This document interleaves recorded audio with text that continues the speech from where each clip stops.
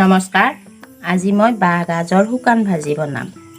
প্ৰথমে এয়া বাঁহ গাজটো আনি এনেকৈ সৰু সৰুকৈ মই কুটি লওঁ।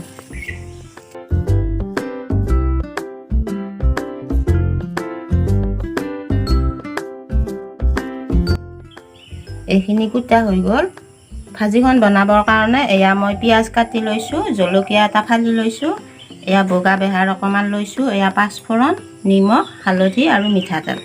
এইখিনিৰে এতিয়া মই এইখিনি ভাজিম।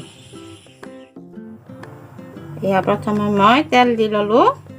তেলখিনি গৰম হোৱাৰ পিছত মই পিঁয়াজ দিম।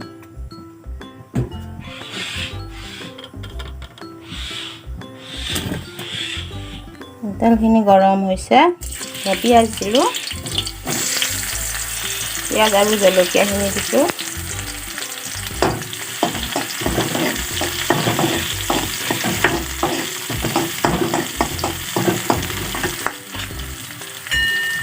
পাঁচফোৰণো কেইটামান দিলোঁ, বগা সৰিয়হ কেইটা দিছোঁ,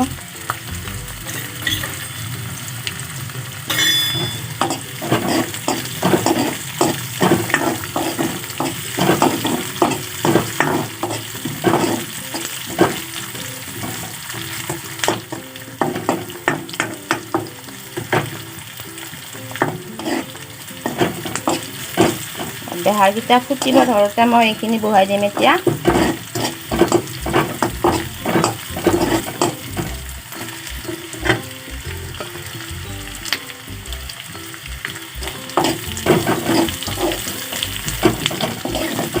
এনেকুৱা বাঁহৰ গাজৰ ভাজি জেঠ মাহত খাব পাৰিলে ভাল, জ্বৰ বসন্তৰ কাৰণেও ভাল।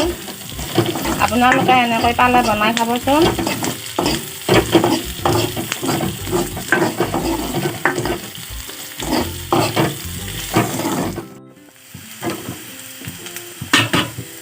আধা ভজামান হওঁতে মই নিমখ হালধি দিছোঁ।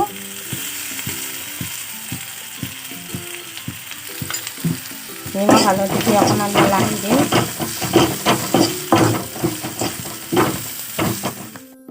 এনেকৈ 5-6 মিনিটমান ভজাৰ পিছত ভাজিখন হৈ গ'ল।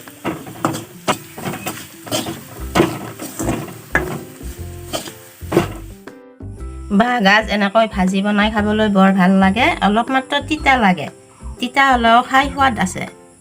বাঁহ গাজৰ আচাৰ বনাইও খাব পাৰি। মই পিছৰ ভিডিঅ'ত আচাৰ কেনেকৈ বনাই সেইটো দেখুৱাম।